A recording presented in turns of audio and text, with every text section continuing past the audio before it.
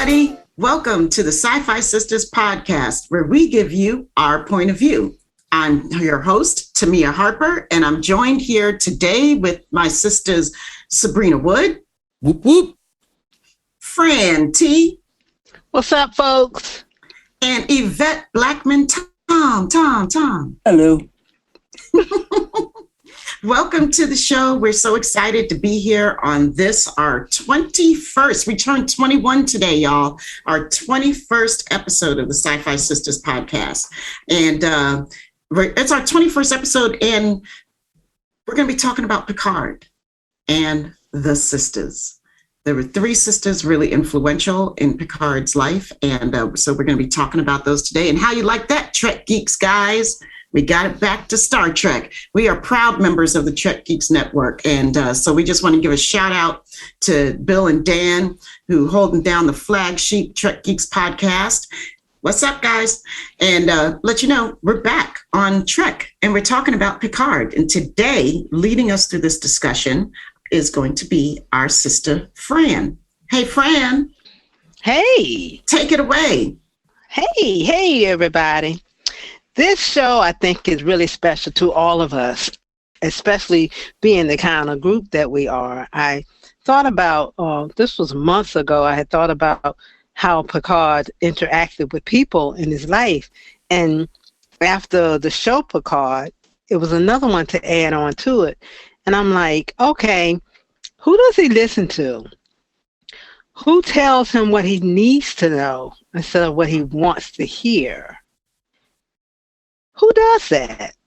And when I thought about it, I realized that they were all Black women. Okay, Guinan might not be human, but she presents as a Black woman. So she's included in that. Plus, she's played by Whoopi Goldberg, who's, a Black woman. So, in this age of sometimes Black women being ignored, sometimes. Most times. You're right, Sabrina. Sometimes. You got a lot of guys that listen to us. A lot of women listen to us too. But just wanted to. However, in general, you're right. You're right. We are ignored. I heard when we were at the convention, Sister Yvette brought up the fact about the commercials when she was doing the Black Super Sister Heroes, and she brought that up about, the commercials and stuff. You see these commercials now when I think it started with the Cheerio commercial. Everybody was all up and, whatever. But anyway, it just those commercials are erasing us out of everyday stuff. When I say us, I mean Black women. So then we have Picard, who's listened to Black women for years. And I'd like to call it Picard and his muse, because they have been inspirational to him. Changed time, changed places, changed history, and did all the things that were positive. And as I'm going to bring it back, they told him what he needed to hear and not what he wanted to hear. Sisters? Oh, I forgot about the women. The women are, first of all, Guinan. She was the first one. Mm-hmm. Remember Yesterday's Enterprise? Yes. That's what I remember her from. And Lily, First Contact. Yeah. Great and Alfred her best Woodard. line to me, I'm sorry? The great Alfred Woodard. That's right, Alfred Woodard. And her great line to me that stood out to me was, "You hurt your little ship." You broke your little ship. You broke your little ship. And then we discovered she had never read Moby Dick anyway. She had never read the book, but she told him what he needed to know. And last but not least, Raffi. Michelle Hurd. I mean, excuse my French, as they say, but who else can look at Picard and say, "Are you out of your goddamn mind?" Who's going to say that to Picard, the great Picard, and say, "Set a course," and, he said, "Let's do this," and you said, "Set a course and let's go," So he listened to all three of these women, and they were pretty much on point. They were on point. They helped him out in what he needed to do, and for his leadership, they were right there with him. Got any sisters? Y'all got in? Give us some input. What do you think?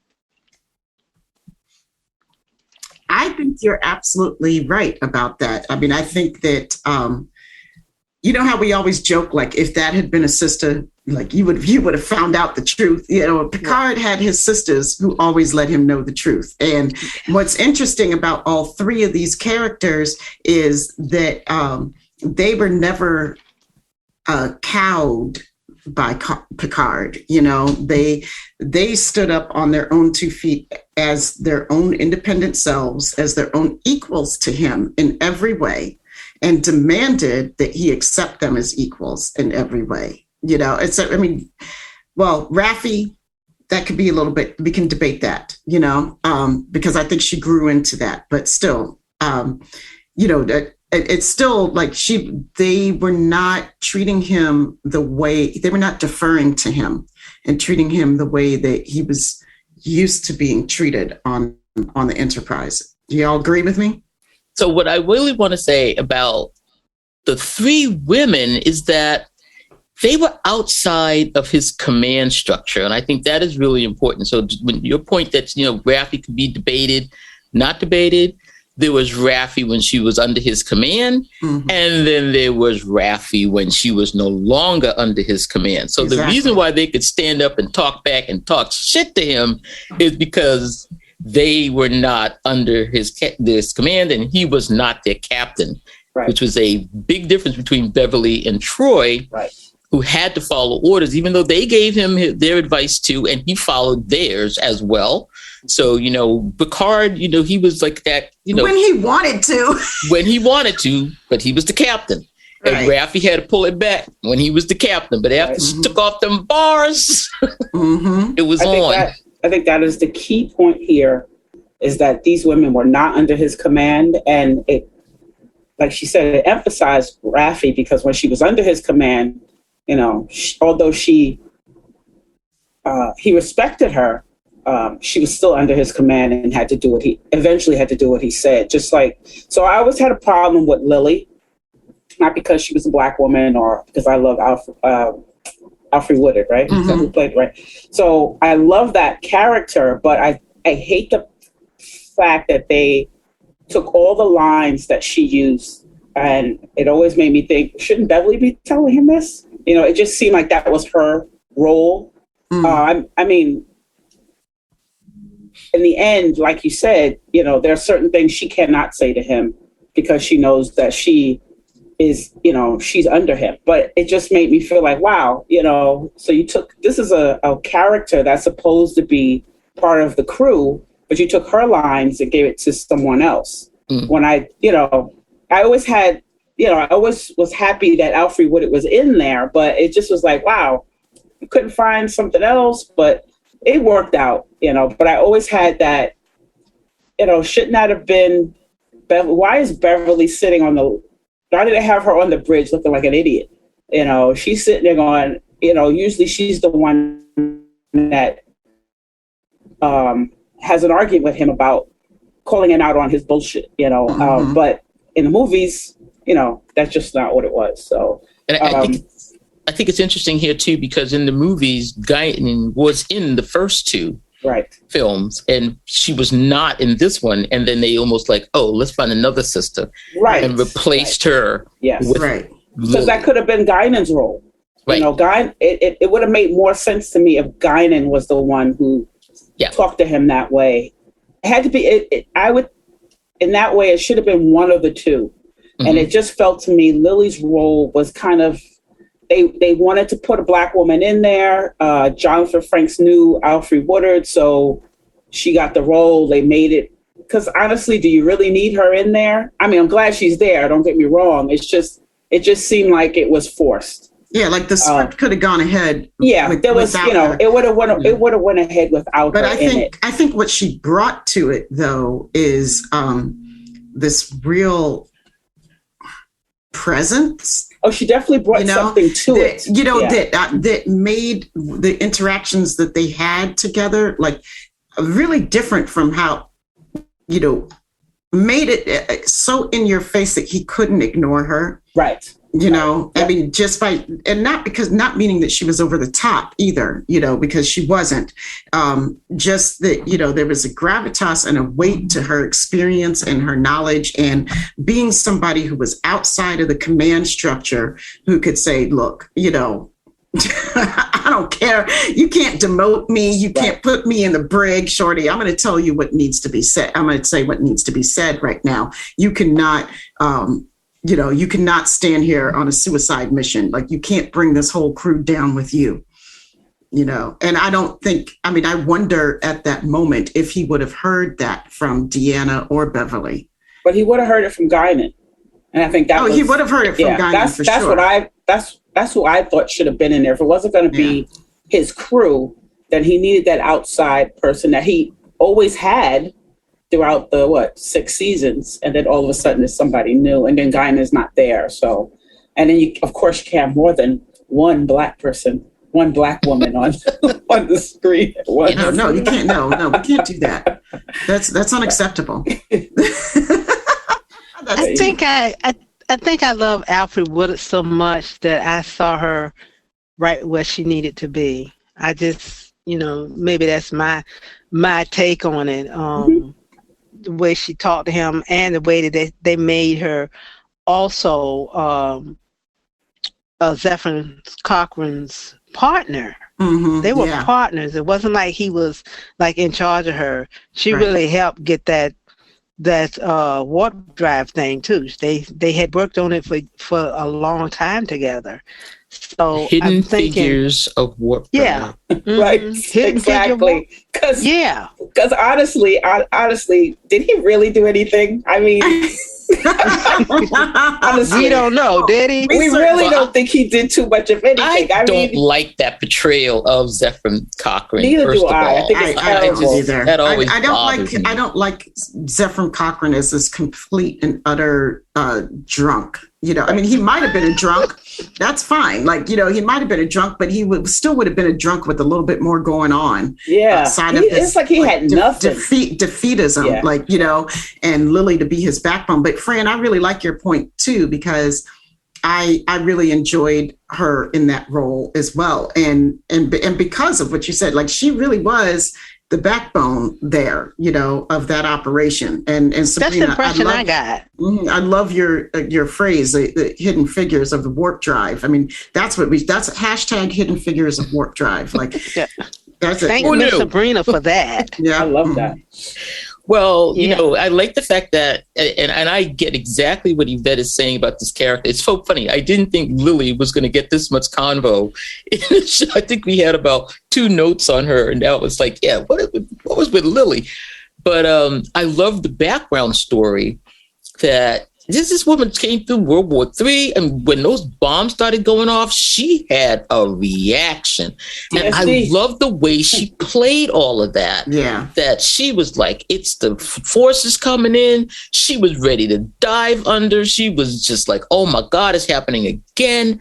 And her fear of being on the Enterprise, it was so visceral. It was so real. Definitely. But then she pulled herself together. She was like, okay, we're in this Borg things happening. I don't know what this is, but this is for real, for real. We got to get to stepping. She was on the move. She was like, I got to get out of here. I don't know where these white people are going, but I'm going to take this Jeffrey's tube and I'm out. Yeah, her reactions were very visceral. Oh, they were. They were. Yeah. So and what stood out to me, and even though it may be superficial to folks, she had her natural hair. Oh, that is not. She had that short, natural hair. Who are you talking to? Everybody sitting here got natural hair. Girl, she was living in Bozeman, Montana. What was she gonna have? Ain't no superficial about that. It was. I know, but you see black women in certain movies, especially certain movies that I'm not gonna name the person. They have such ugly hair and these horrible looking wigs. Thank you. Mm-hmm. Yeah, no, I mean, it was a big deal, especially at that time. Was. Like when that came out, for her to be in her natural hair, and looking beautiful and fierce and awesome. Beautiful. Just looking so beautiful. And I'm sitting there looking at the movie, of course I'm loving this. I'm loving this because it's my favorite movie. It's my favorite Trek movie. I love it. So I'm sitting there and I'm loving it. And she's got these big, beautiful eyes and this gorgeous bald head. I love it. She's bald. Okay, well, I'm not saying literally bald. I mean short hair. Sabrina says that she's looking with about the same amount of hair as Alfie. Talk about bald. Yeah. Well, no, not bald. But compared to these ugly ass wigs that black women are put into, she's kind of almost bald, relatively. No, she's not bald, Fran. Short hair. No, she's not. Crop. But y'all know. Y'all know. I know what you mean. We know what you mean. We know compared to what we see in certain people's movies. Please. Yeah, we got you. Our natural short hair isn't good enough. Mm-hmm. Or our natural hair isn't good enough. Be it, a short fro, a big fro, locks. It's not good enough. So it's okay, I love that. They'll be all right. They'll be all right. We don't really, I'm pretty sure at this point, especially with younger women, they could give a damn what anybody thinks about the hair that's coming out their head anymore. So you take me as I am, well, that's it. That's true. This younger generation has learned a lot from us and what we had to put up with and what we've gone through. And they think it's ridiculous that we went through it. Yeah. We put but up the thing with is that being reflected in Hollywood and on TV? I think it is. I think it is. Except for I would debate that. I would debate that. I guess it depends on what you're watching too. We're gonna check out. I don't watch new TV, season of Discovery. TV, We better have some good hair coming out on the next season of Discovery because we had some moments when we were questioning what's going on up there. All right, but let's get back. Let's get back to our sisters. Let's get back to our sisters. Fran was about to say something though. Go ahead, Fran. Go ahead, Fran. Okay, I lost my train of thought. I'm sorry. Okay, sorry. That's okay. But I love the movie and I thought her part in it was right where it needed to be, especially with him. And I thought it was really, you could see when he left. She said, "You're leaving," and he kissed her on the jaw and everything. I thought that was a real tender moment, and it touched my heart because Picard and his women. All right, we don't know. So here's a question for you guys: would Picard have been able to accept Lily without having had his relationship with Guinan previously? Yeah, I think Picard would have. He's a bigger man I don't than think he would. You don't think he would have? I don't think he would have. I don't really understand the question. I'm not sure. Well, I just think that Guinan sort of paved the way for the type of relationship that he had with Lily. Like he was already accustomed to having somebody outside and of his command and really give it to him straight, and I just wonder if he had come into that dynamic cold, what would his reactions have been like? I don't know that they would have been as smooth. I mean, they weren't that smooth to begin with, but I don't know that, I'm not sure. Really did have a phaser on her when she first was talking to him. Yeah, I mean, I just think it's interesting to think about. I don't really have a point with it. I just think it's an interesting thought exercise. But do you think he had a hard time with Guinan though? Well, I think that relationship just kind of. I mean, they never told us how it began. No, I don't. Yeah, they did. They told us. They told us how it began. Not really. Not really. Yeah, they did. How did it begin? The San Francisco episode? In Time Zero. No. They told us. That was the beginning. But we don't know why. How did he accept her to come on the ship? I mean, how did she get the job in years ago? That part. He didn't know anything about it. He didn't know anything about their relationship how they met until way after. Right. What we don't know, like what they never told us, the audience, is what happened in between Time Zero and what was that first episode, season 2, episode 1? The child. Yeah, thank you. Where she joins the ship. She knew.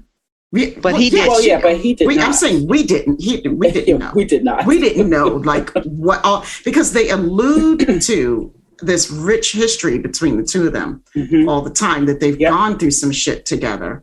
But we never get to see that or hear specifics about it on camera. So something went on before she came on ship, because otherwise... Unless you're saying to me, because she has this sense that she can sense out time and she remembers what happened in San Francisco, she just decided to apply for the job on 10 forward because she knew that Picard was going to need her and he didn't know nothing yet. Is that what you're telling me? I don't know. I think that's what happened. I think that's what happened. She's like, I need a job. That's feasible. Can we go to memory beta? Don't worry about it. Don't worry about it. I'm good. I think that's feasible, though. Yeah, I saw something about like their in one of the books, like their history. Okay, fans, if you know what happened, somebody email us. Go to the website. Tell us what happened. But not from the books, because the books aren't canon. Oh, my God. They're not. But if they have a clue about what happened, I'll take it. That's beta canon. It's beta canon is all right with me. It's a different time. In the end, it's all going to be a different universe. Yeah. And it's all 20 years of books. I'm just putting that out there. Yeah, I love it. Because they're canon now. Because the books now that they're writing are directly related to the episodes that we see on the air. The books now are. Yeah. They're tie-ins. Yeah, they're designed to be that way. Okay, enough about the books. Moving back. Let's talk about Raffi. Raffi is such a genius. And I heard Michelle in an interview say that people can be broken and still be a genius, because her character is broken in some aspects of her life. You know, like most of us. You know, there's some aspects of your life you're not too sharp on, but other aspects you are.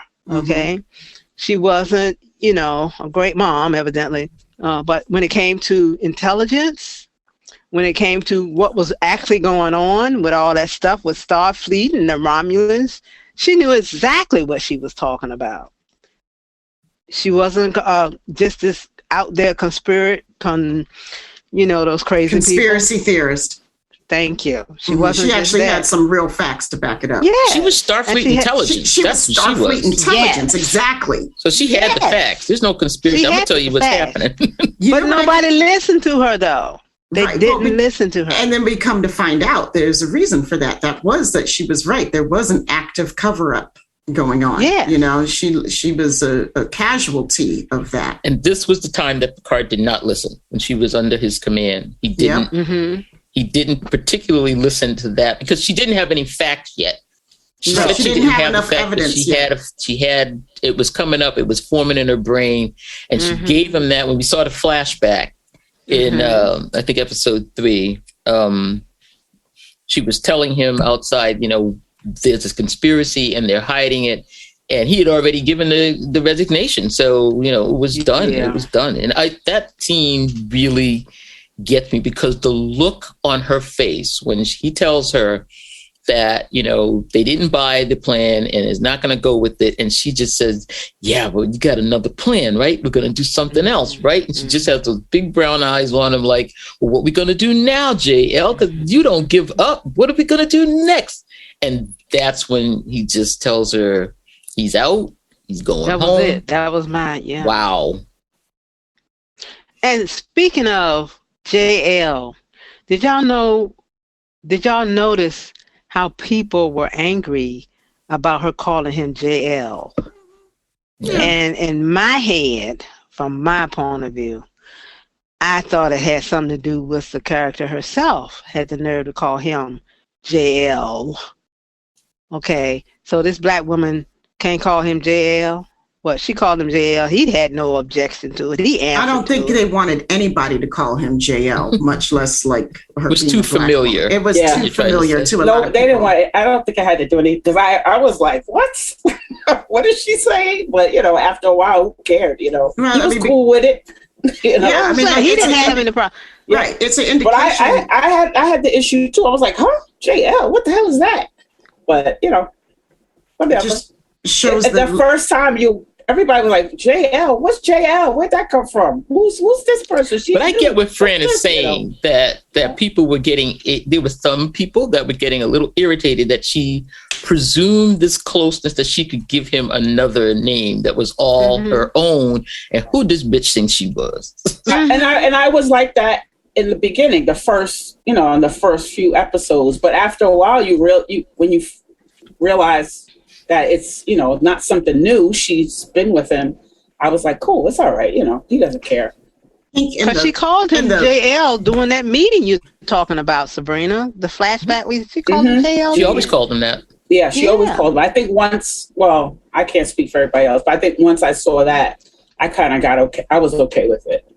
Which is kind of strange because she was still under his command. Right. Mm-hmm.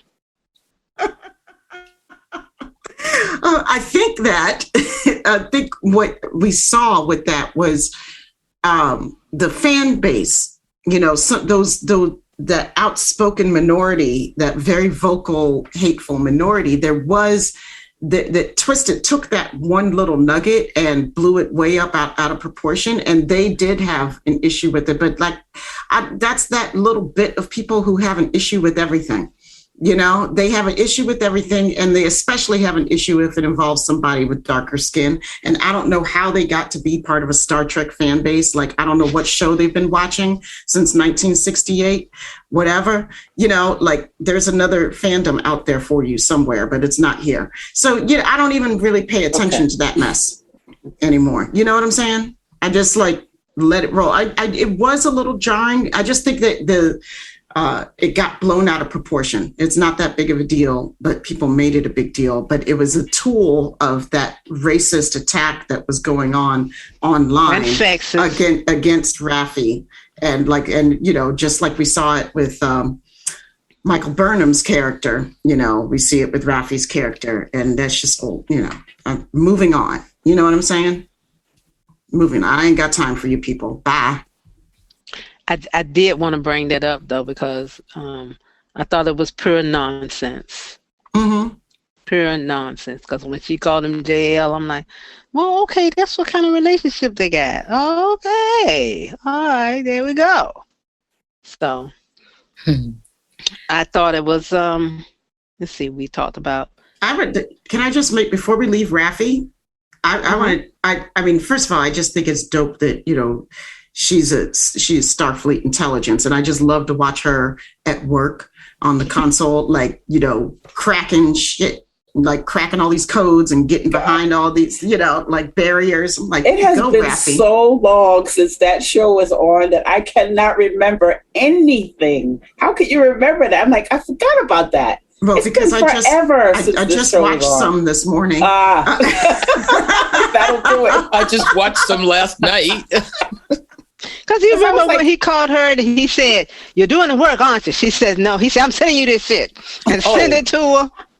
So remember that? Yvette, you forgot that. I forgot that. Yeah, because I love Raffi.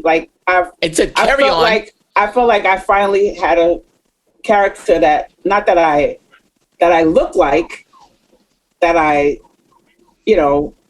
because she's in I do the same type of thing she does. And It was like, wow, this is cool. But that show has been off the air so long that I totally forgot about everything when it came to Raffi. I was like, oh yeah, that's right. I do love her.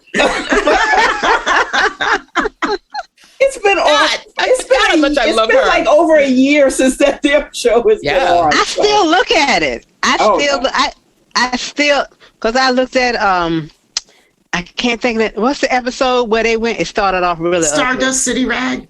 Yes. When she did her thing, and thank you very much. When she, said, look, this is the way you're supposed to do. I just joined you into you now, the seer, you're this and that. And look, this is what we gotta pull this off. You know? She came up with the whole character and dossier for each of them, which is really cool. And I saw the little thing. Well, I guess who I am. I saw the little thing between her and Seven when she was putting the handcuffs on her. Yeah, you saw that. I saw it. I saw this I did not peep that at all.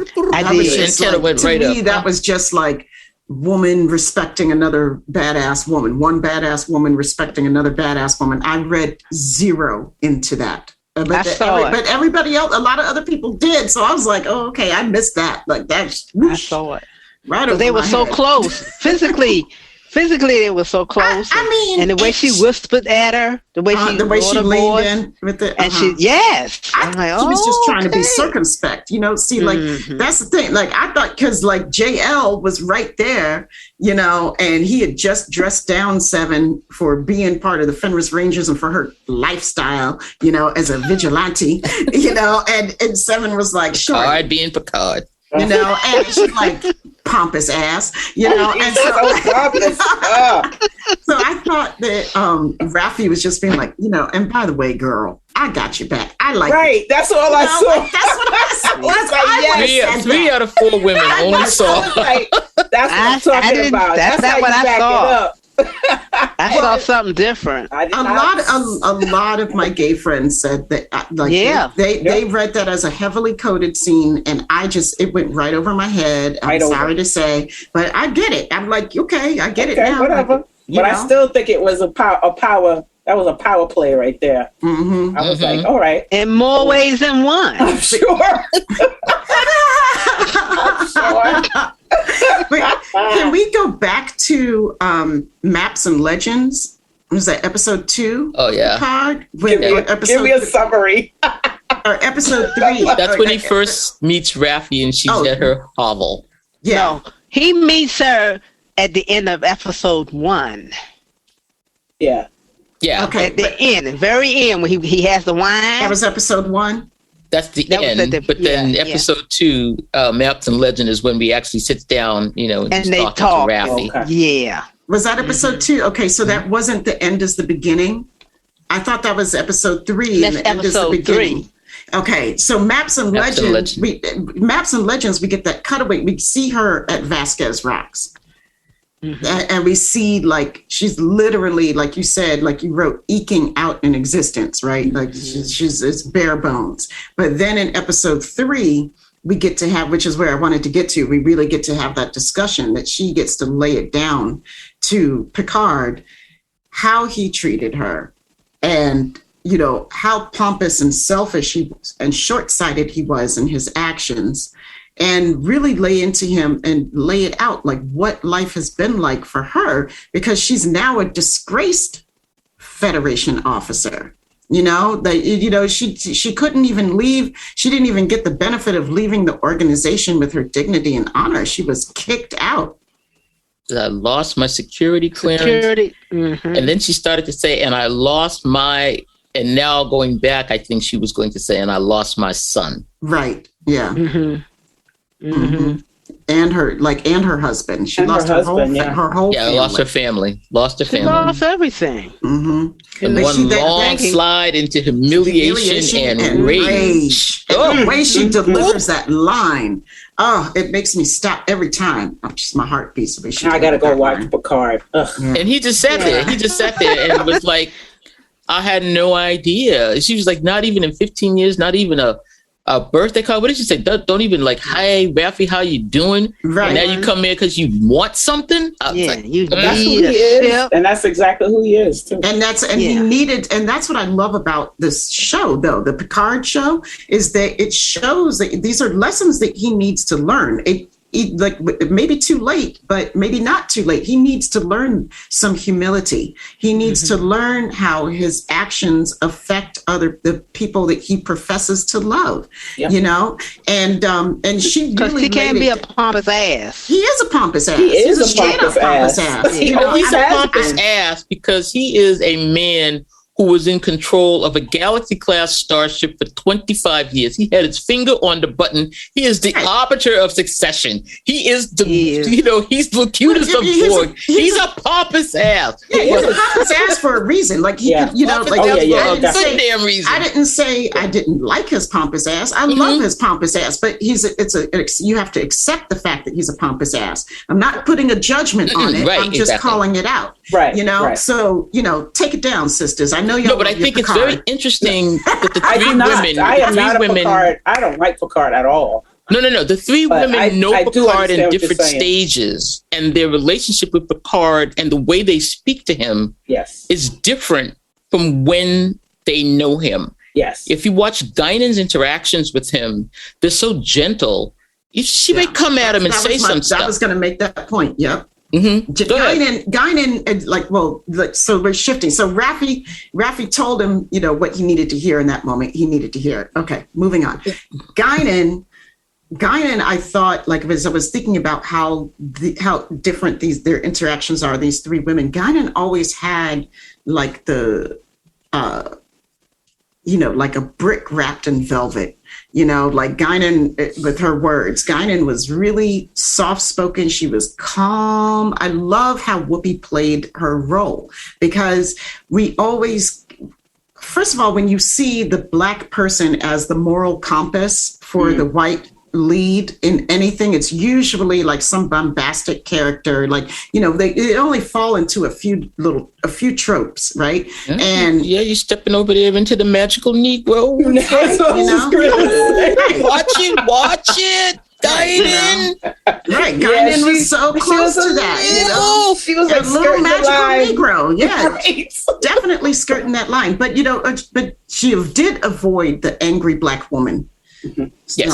Trope, which I love. Thank you, Whoopi, for choosing to play. Guinan has been there, done that for a million years, for so long, for centuries, right? This woman is centuries old. She's traveled multiple galaxies.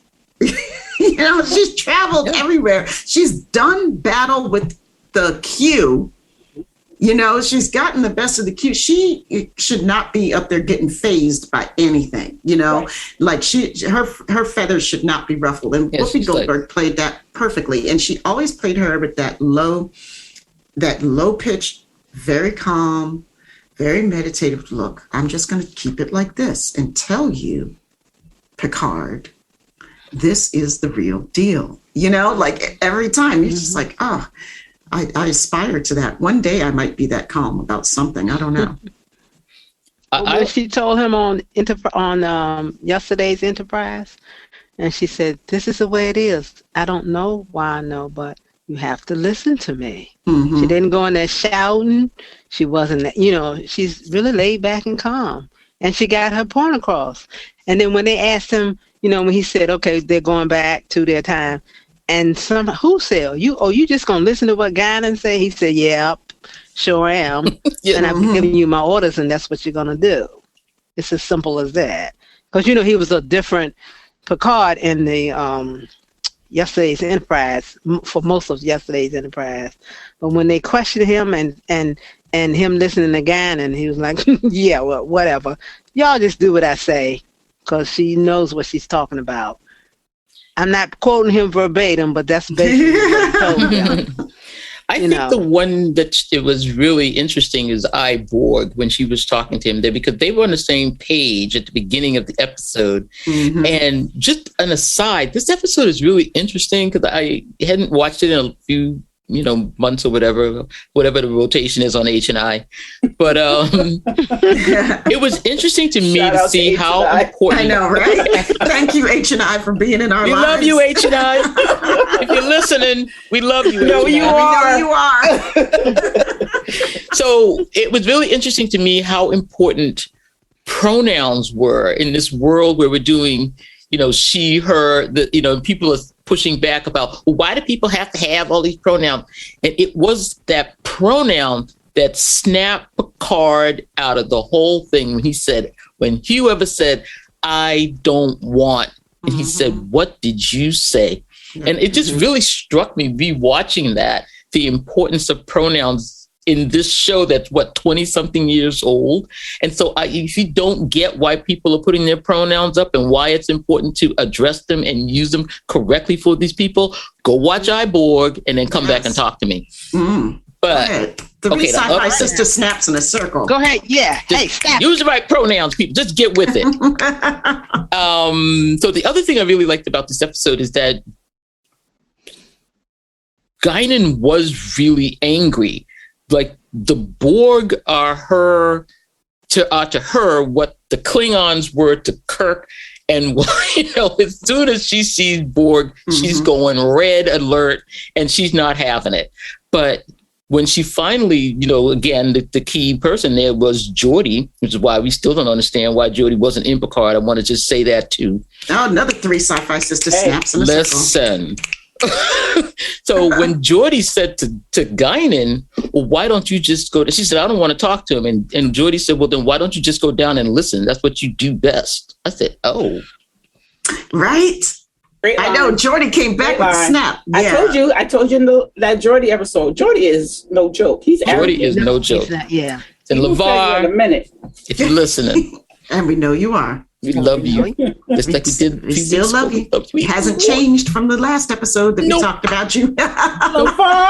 So when she goes to talk to Picard, she basically, after she's listened to Hugh, and she comes back to Picard and she's talking to him and he snaps at her and gets all up in her face. And like you said, Fran, she doesn't change. She just starts again with him. She said, if you're going to use this person, Picard yells at her. She waits.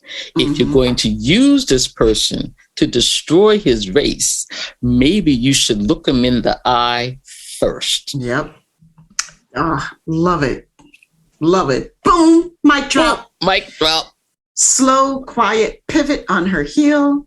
Float out in her Guinan robes. She just float on out the room.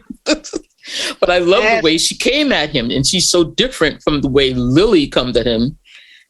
First thing she's screaming is, she's yelling and swearing at him. And then Raffi is just completely, I can't take this old man anymore. So it was just really, really interesting to watch the 3 interactions. Well, she had a gun on, Raffi had a gun on him too. And she basically told me you need to call a cab back and take your ass where you came from. Then he showed us some wine. Sure and then he said, I got some wine. Which I was upset about. Because he don't even know that she's had these issues with addiction, and you bring her a bottle of wine. I was like, no, he knew.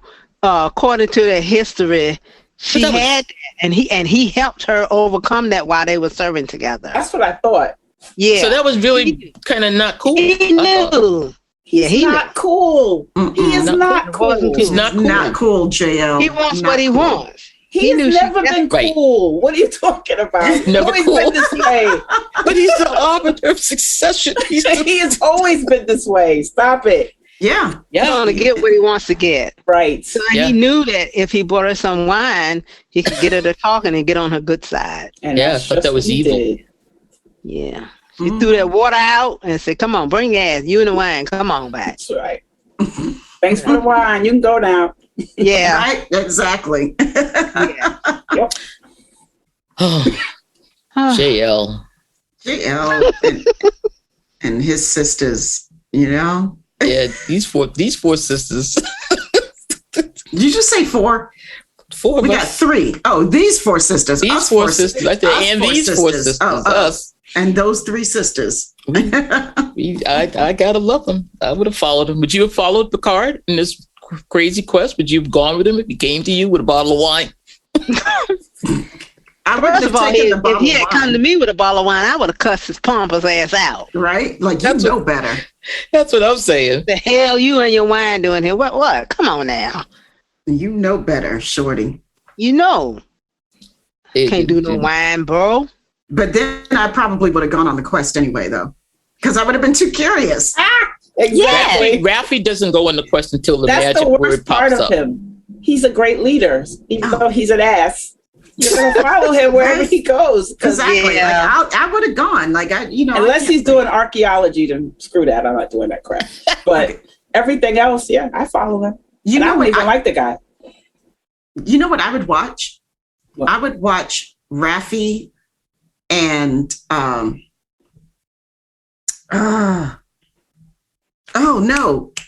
Garrick. I would watch Raffi and Garrick on the show. Wouldn't that be dope? Man. Wouldn't that be dope? Yeah. Oh, that's awesome. Wow. The dialogue. Ooh, the dialogue. Wow. My favorite Raffi line was hey, Paramount, if you're listening. We know you are. Raffi and Garrick need to be doing something together. Y'all need to pull it up. You need to pull Garrick out of the dust him off and bring him back. He's probably the leader of the Cardassian Union by now. Right? Yeah. Ooh. That's kind of scary, but. I mean, just can you imagine what the two of them could get up to? Yeah, they would be. It's kind of scary. That's scary. I'm a little nervous now. Starfleet intelligence, and what does he tell you? And the Tal Shiar. No, that's not the Tal Shiar. They're he's a simple tailor, y'all. Oh yes. I must get back to my hymns and my hymns. They're not the Tal Shiar. What are they? What is the Obsidian Order? Oh, I'm so sorry. I'm so sorry. Like, I mean, because I kept thinking about like when we're watching Raffi at work, decrypting these codes and how she's like, she's like, following the path. I'm like, she's just like Garrick. Garrick like follows that path. You're like, how do you know this? Like, Garrick can figure something out too. Yeah. Well, also because Garrick has he's kind of evil. He kills people for information. In a minute, but I he will kill people in a minute. I could imagine them having to team up for, for really a mission. I would just love to hear them spar. Words because Raffi was ready to throw. Well, I think the dialect between them would be pretty good. Listeners, if you are fan fiction writers out there, somebody needs to write that story. I'm giving you that idea for free. Yes. Do it. My Make sure you have Bashir. Make sure Bashir is there. That's right. With Garrick as his that would be good. Concubine. That's his muse. That's his concubine. You said that's what? His concubine. His muse. Whatever. I want to see. I want unquote muse. Right? Yeah. I want to read that story. Every artist or photographer everywhere. She's my muse. Oh, you hitting that? Oh, okay. Why don't you just? Oh my God! Why don't you just say that? We're all adults. What's your favorite Raffi line? I would love to see that. Bring that back. Script Picard. I want to see Garrick and Bashir. That's what I want to see. Yeah. What's your favorite Raffi line, Sabrina? Oh, I just loved it when she said, she told Picard when he was going to bring the doctor on board, and she said, "Oh, who's this adorable little homicidal double agent?" Right. Have you not learned anything? Any simple background check? Right. Like, so Agnes just gets to tag along now. So Agnes just gets to come around. Wow. Ooh, have we met? And she looks at her like, she give her that sister look like, WTF. She sure gives did. her that sister look like. Agnes. Like, if you don't get that Who are hand you, out lady? of my face, I'm gonna slap that hand down, girl. And she said, yeah. When they found out she was who she was, before they found out who she was, she said, yeah, I remember you being all excited in your little blue coat. I'm telling you, Garrick and Raffi is a brilliant. Perfect. Thank you. But y'all know that some sister would say, yeah, you come on up here with your little red thing on and all that. And thank you. Okay, we're going to have to start tweeting about that and make this happen. Write it ourselves. Right. Yeah. So, all three of those women in different parts of in different stages of Picard's life, told him what he needed to hear and not what he wanted to hear. And they pretty much changed history every time. If you think about it, they changed history. And before we completely leave them, I just have one last point. I need to go back to Guinan because it was something that I was thinking about too. Like, and it was also in our notes, but I mean, I had this very same thought all the time. Like, Troy is there on the ship as a counselor, right? But it's Guinan who's really the one who has Picard's ear. And, you know, it's at some point you're like, why do we need two counselors on the ship? You know, like, but Guinan was more informal, and I think people might feel a little bit more comfortable, you know, talking to her. But as far as in relation to Picard, I saw more often than not, Picard really heed Guinan's advice and words more than he heeded Troy's. Like, he was always just like, okay, counselor, you know, like, whatever, counselor. Like, he was always so dismissive of her, you know, and just like, you know, go on back to your duties, you know.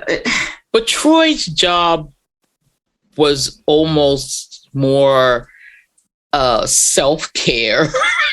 As we say now, she was the one that was making sure that they were okay. Not necessarily that they were, you know, Picard was going to Guinan, or Guinan was going to Picard. A lot of times, Picard was not seeking her out. Guinan was going to him and telling him what he needed to do. Mm-hmm. But it was more of a moral or an ethical thing as opposed to Troy's role. I don't know. That's how I felt about it. Yeah, I think it wasn't there. There was actually an episode where that was actually discussed between Troy and Guinan. I think Troy had lost her powers, and Guinan told her, "Well, since you're gonna resign, you know, I'm just gonna go ahead and become the counselor." And great. You know, see Troy's face. Yeah, because Troy was acting like such a little bee about it. Like, she was acting like such a little. I don't have as Riker told her. Welcome to being human. I love that part. But I think that was. But I think like Guinan, I don't remember who said it, but Guinan is the counselor, but she's the counselor everybody wants to go to. Where, you know, Deanna is the counselor that no one wants to go to, but probably has to go to, you know, because HR at your job, you know, especially that type of job, you know, you have to think about all the stuff that the enterprise goes through. They have to put somebody on there. But, you know, I think that was already kind of talked about, how they're both kind of the counselor roles, but one is one you want to go to because you're going out to have a drink. And just like if you have a regular bartender, you know, you talk to your bartender. Usually you're drunk talking to your bartender, but you talk to him. But then there's the person you have to talk to because of your job. And that's who Troy was. Yeah, Troy was like the make you do work, personal introspection type of counselor. And Guinan was the like, I'm going to give you what you need. You know, I'm going to give you the wisdom. Yeah. So in Measure of a Man, a race of listeners. I can't remember. Did Picard go to her? Did Picard go to Guinan in Measure of a Man and ask about? I can't remember if he went to her or she went to him about data. I know they had a conversation, data? But I can't remember. Oh, they had a classic conversation in Measure of a Man. I think that's a bit harsh. I seem to remember, like, I think that she went to him. I think she went to him. I'm not sure. I haven't seen that. Yeah, and she goes to him in yesterday's Enterprise, and she goes to him in Borg. Like, it's not usual that he. I think he might have stopped down in 10 forward. I'm trying to remember that scene, and I'm pretty sure they were in 10 forward. They were in 10 forward. I think he went to her. Wasn't that was season 2, so 10 forward was always in a scene. So they were pushing that thing. It was just a very... That's when they brought up, when he asked her, "Oh, you're talking about slavery, aren't you?" Mm-hmm. Yeah, they were definitely a 10 people. forward. Yeah, they were in 10 forward. Yeah, they were. Yeah. But I love their talks with each other. They're very, they are very soft and gentle, and she's listening to him, and she's calling him on his. As I said, she calls him on his moral bullshit all the time. And I think Raffi calls him on his emotional bullshit, and then we have Lily in between. Yeah, who's calling him on both. Yeah. I want to see if in season 2 of Picard, if Raffi is going to get her accolades that she deserves after saving everybody. Me too. Yeah. I want to see if she's going if they're going to say, everybody knows that she was right the whole time. Right. Enclave of 8. Yes. And the conspiracy. And I wonder if her son is going to apologize to her and say, yeah, Mom, you were right. We had no idea you were right. Because, she's another example of being the smartest person in the room. And she was about that. Mm-hmm. Yep, so. And being dismissed. And I think, I love the fact that you wanted to talk about these 3 women and highlight them, because of our history of Black women of being dismissed, so much, or our work going unacknowledged. I think it's really important. I'm glad you wanted to do this episode because I think it was really, really good to talk about this and to highlight these women's importance in these huge events that are going on in this universe. Because in real life, we knew nothing. I didn't. And I live right here in the area. I knew nothing about the Hidden Figures over there at Langley and all that they did and all that they helped people get in space. We saw The Right Stuff. Nothing. Well, you know what? I shouldn't say that because I was so mad about the movie that I didn't watch it. So I shouldn't say that they weren't in it. Right. But I don't think they were. If I was wrong, y'all will tell me. I don't think they even hinted that they had the human computers and the human computers. Black women. No, it wasn't that story. They weren't telling that story. So I've been like a little NASA junkie since I was a kid, and I had never heard anything about that. All right. So it's important. Right. So, and our mission as SyFy Sistas is to call out, shine light on our roles, and how we're represented in these venues, and to give some light to it. So I love the fact that you suggested doing this show because it was a lot of fun going back and watching some of the stuff that I hadn't seen in a long time. Like I hadn't watched First Contact in years, and I had such a good time watching that, I forgot what a great movie that is, and a few of these episodes, I hadn't watched any of the Picard episodes in a long time. So that was a real joy to go back and watch those again. And just to watch Michelle Hurd in action on anything. I swear, Michelle Hurd, I bow to you. If you're listening. And we know you are. No, you are.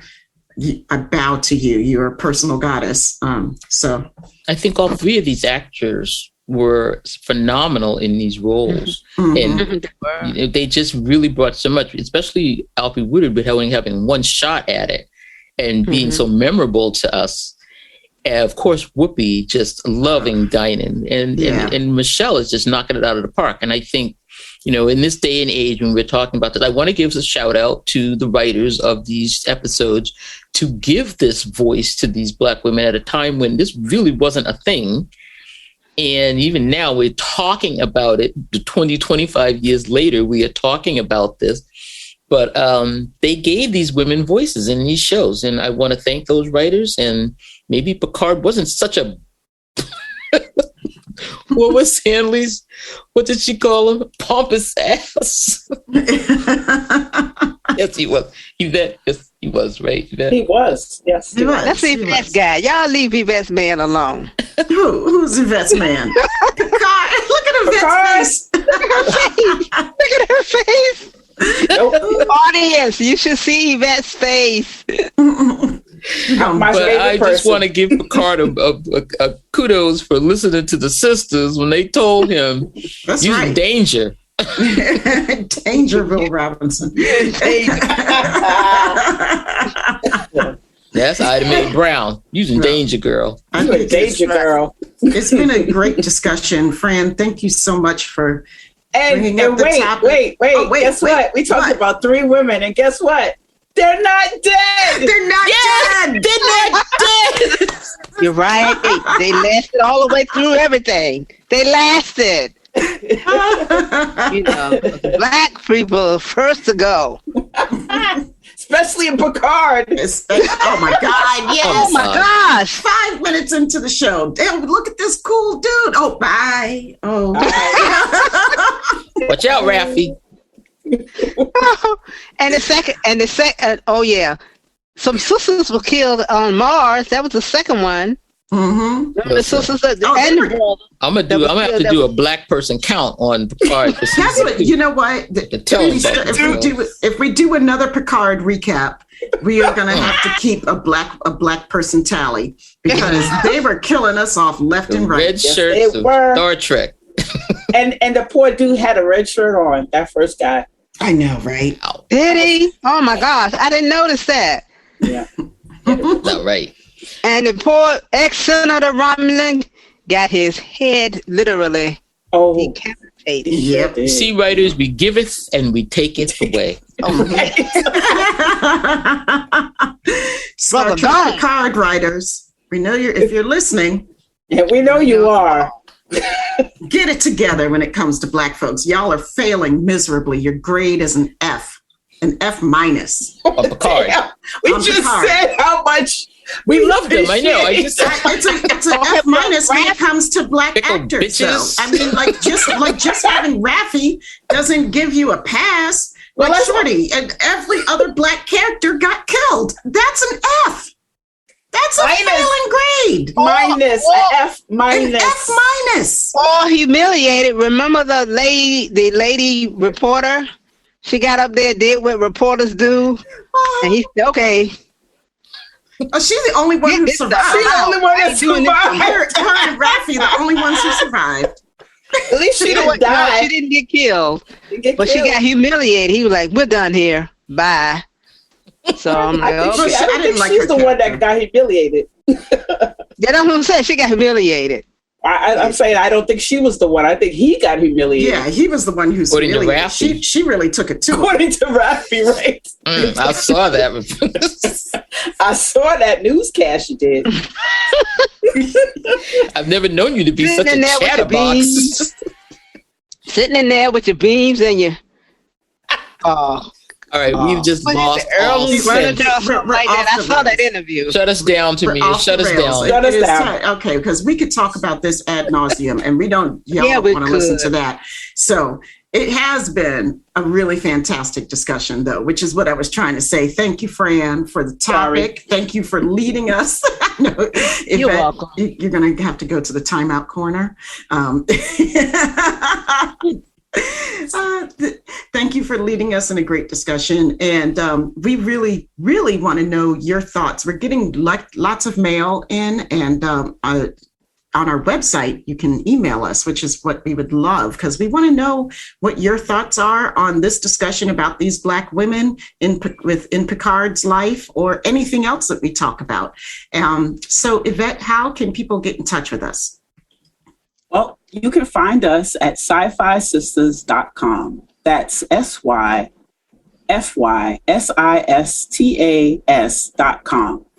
Join us on the mothership. That's MUTHASHIP. And the SyFy Sistas Book Club, both on Facebook. Download the Trek Geeks Network app, where you can find us and our family of podcasts on the Trek Geeks Network. On Instagram, syfy.sisters. And we are also on the Twitter. at SyFy Sistas. After listening to this podcast, please rate us and write a review. We may just read it on an upcoming episode. Thank you, everybody. And I want to give a shout out to the baddest engineer in any universe. That's Dose the Anonymous. Dose the Anonymous. Dose. We have our own little soundtrack going for Dose the Anonymous. He's responsible for all the music you hear on our show, as well as the wonderful engineering skills. So if you are in need of engineering services or music production, you can find him at dosetheanonymous@gmail.com. That's dosetheanonymous1 at gmail.com. DOSTHEANONYMOUS, the number 1 at gmail.com. And this has been a blast, y'all. Thanks for listening. We can't wait to see you next time. Bye. Bye. Bye. Bye. Peace, love, and hair grease.